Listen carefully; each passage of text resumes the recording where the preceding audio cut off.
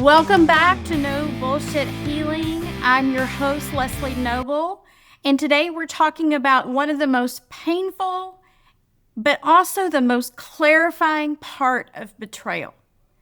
Honestly, it exposes everyone in your life, not just the person who hurt you, but the people around you.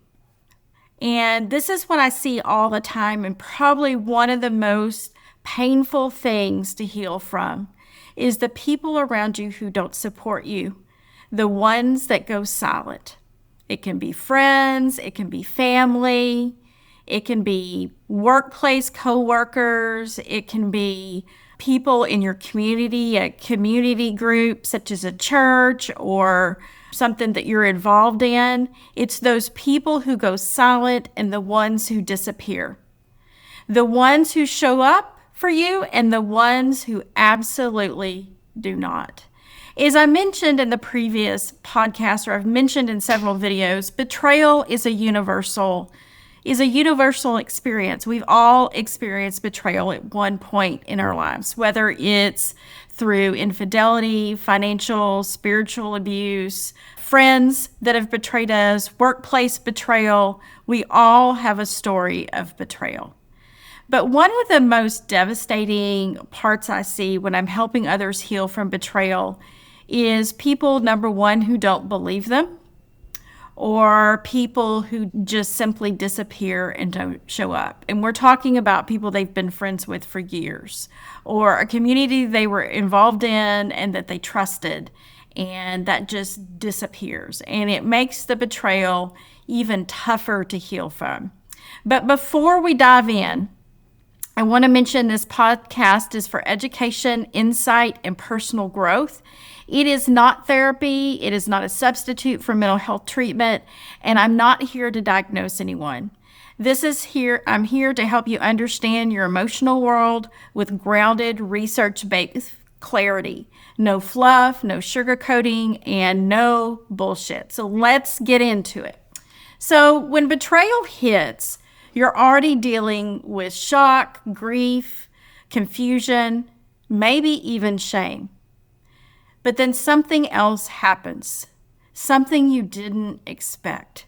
People in your life begin to pull away from you, the people you need the most for support.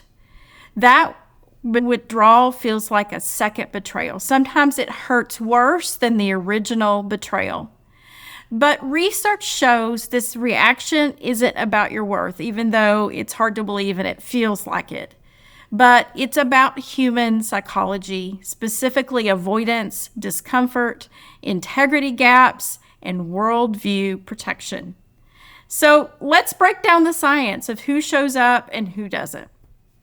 Social psychology has studied this actually for decades, that humans avoid situations that trigger cognitive dissonance, meaning the mental discomfort that happens when the reality contradicts their beliefs or self-image.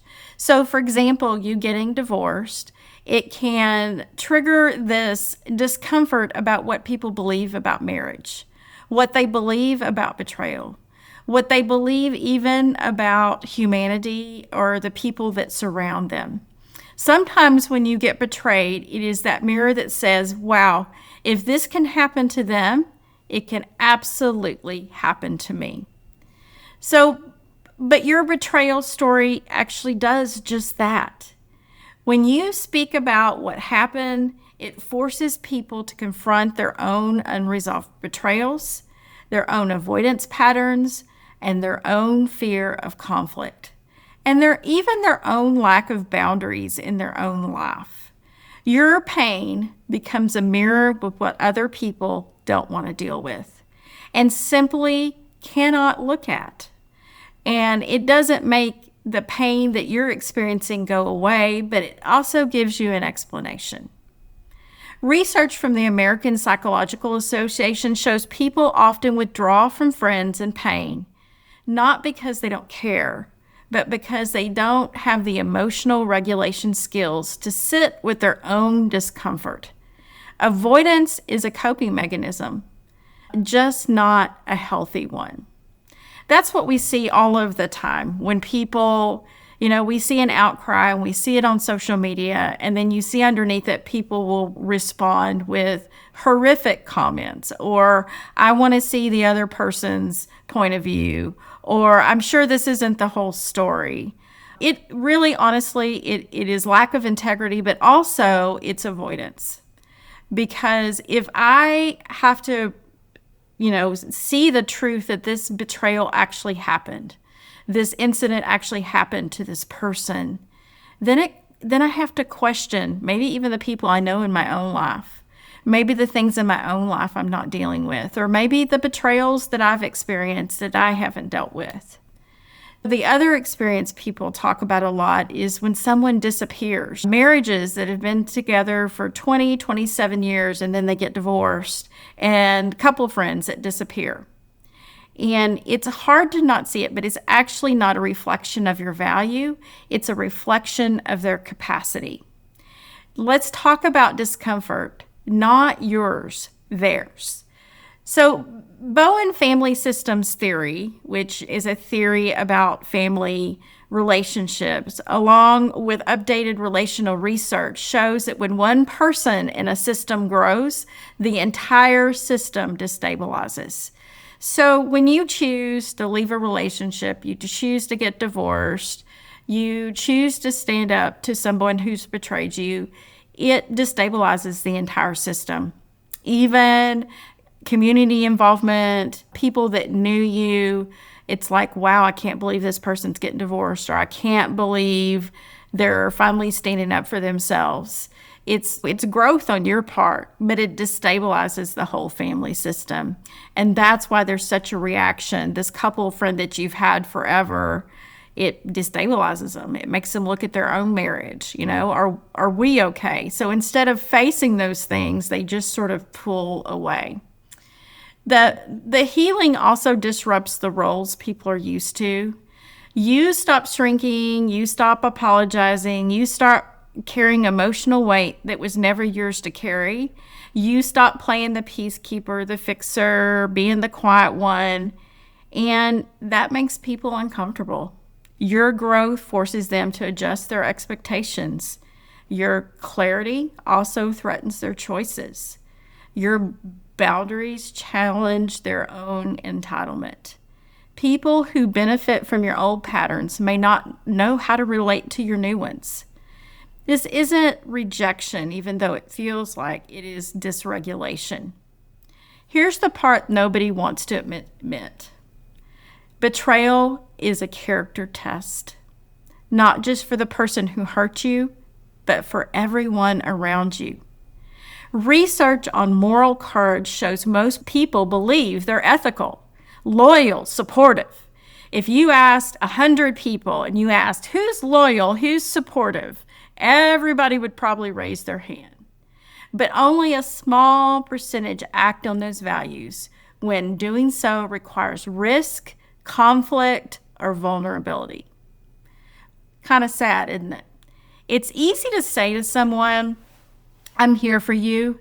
It's actually harder to show up when things get messy.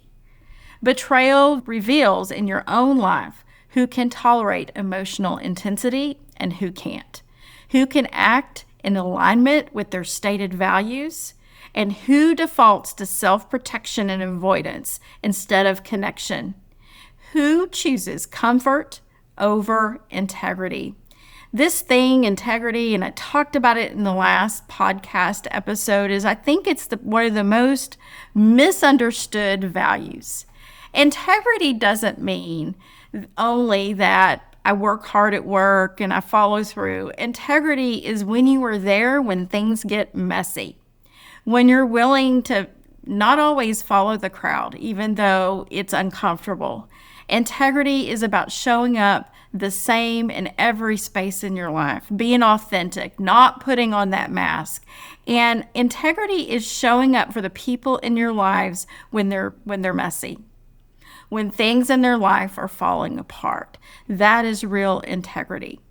So betrayal people don't fail you because you're unworthy. They fail because integrity requires emotional strength. And not everyone has developed their own emotional strength. That's the work, right? Social cognition research shows humans protect their worldview to maintain psychological stability. So your betrayal story threatens other people's stability. One of the worldviews that we have is that marriage lasts forever. When you get married, you stand up there and you say, "Till death do us part." And when you get divorced, you destabilize other people's worldviews. Like, wow, if she can get divorced at 20 something years, so can I. If she can leave somebody who has treated her badly, or he can leave somebody that's cheated on him, and I don't do that, what does that say about me? It threatens your own worldview about marriage and relationships, but it also threatens their worldview about betrayal. I mean, think about it in our culture about this idea of forgiveness and loyalty. One of the things we're taught about forgiveness is, what is it, 70 times 7 you forgive. And I'm not trying to be religious, but it affects our world and our culture, and that we forgive at all cost, even at the cost of yourself, which is not a healthy viewpoint. Really, forgiveness is about inner peace and acceptance within yourself. It's not about giving someone else a break for treating you badly or for treating you poorly or for abuse. So it's hard for people sometimes to change that worldview when it's so entrenched in identity and so entrenched with what they've been taught. It also challenges beliefs like good people don't get hurt. Yeah, we see that a lot when somebody talks about getting married and they've been married more than once, and then I'll see people make comments like, well, the problem has to be you. I don't know that that's true always. In fact, a lot of times it's not true, because we think good people can't get hurt or bad things aren't going to happen to good people. So it must be your fault if you've had more than one relationship where someone's cheated, or more than one relationship where somebody's been betrayed. Maybe that person needs to clean up and tighten up boundaries and those kinds of things, but it's not always their fault when they get hurt. Relationships are not predictable, right? People don't go to a first date and hand you a betrayal card and say, "Hey, I'm going to betray you. I'm going to cheat on you 10 years from now. And if you choose me, just know that's what you're dealing with." People believe if we do the right thing, then you're going to be protected. That people are mostly trustworthy. And here's the thing. That is absolutely not true. There are people, human beings, that are not trustworthy. There are people that make poor choices. And it's not always the reflection of whether somebody's a good or a bad person. But that's what we do, isn't it? We make that judgment right away and say, if that was a good person, those things wouldn't have happened to them. Also, the experience of betrayal disrupts the illusion of safety. So what do people do? They distance themselves. You see that when somebody talks about being sexually assaulted or raped. Automatically, you see barrage of comments in social media of not believing that female, because it's that illusion of safety. Or people go into, well, there are people that make that stuff up, when actually false claims are less than 8%, and 98 to 97% of outcries are true. It's actually not a true statement to say those things are made up. Statistically, it just doesn't match. So it breaks your illusion of safety. You could go out and somebody could sexually assault you. Somebody that you know in your family or friends or people that you know in your community could sexually assault or hurt someone that you know. It breaks people's illusion of safety that maybe the people in my life could do something. And it's because your story is just too real. So people distance themselves, or they react and say, oh, it's not true, which is very, very painful for the person that's been betrayed and very, very painful for the person that's experienced domestic violence, sexual assault, physical abuse, spiritual abuse, financial abuse. It is very, very painful for people to react in that way. But your story is too real, and it challenges people's, oh, wow, if that could happen to you, it could happen to me. So distance becomes a defense. So let's put all this together. When support doesn't come after betrayal, it is not a verdict of your worth. It's not a sign that you're unlovable. It's not proof that you're alone. See, here's the thing about self-worth, and it's taken me a long time, so I'm going to give you some old lady wisdom about self-worth, because I hear that all the time. Well, I just don't like myself, or I don't love myself. We take what other people say about us and we make it to be true without even questioning if it is true. When somebody has an opinion or a judgment, we take that on and we take it to heart, which a lot of times most judgments or projections are about the other person. It's about their own story, their own drama, their own pain, their own feelings of not being able to emotionally regulate or stabilize within themselves.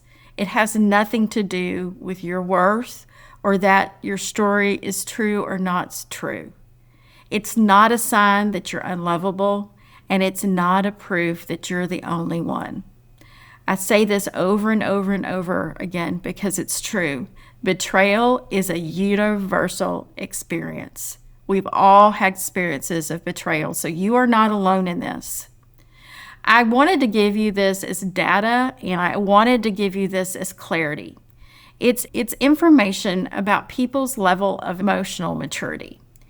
Who can tolerate discomfort in your life, and who can act with integrity, and who protects their worldview at all costs to people.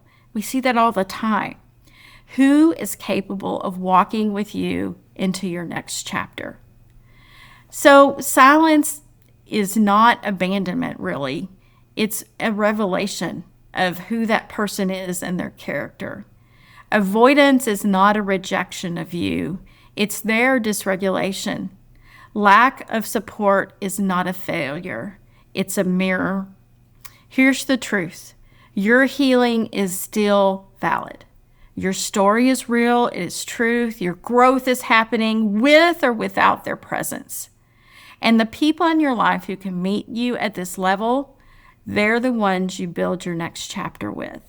And if you haven't met those people, center yourself in your own healing, get you a good therapist, a trusted community, a support group, and anchor into those people because the new people are coming with you in this next chapter. Betrayal doesn't just show you who hurt you. It shows you who's capable of standing beside you while you rise. And that clarity, painful as it is also the beginning of your healing. Thank you for listening to No Bullshit Healing. If this episode resonated, share it with somebody who needs it. And remember, your healing is not dependent on who shows up.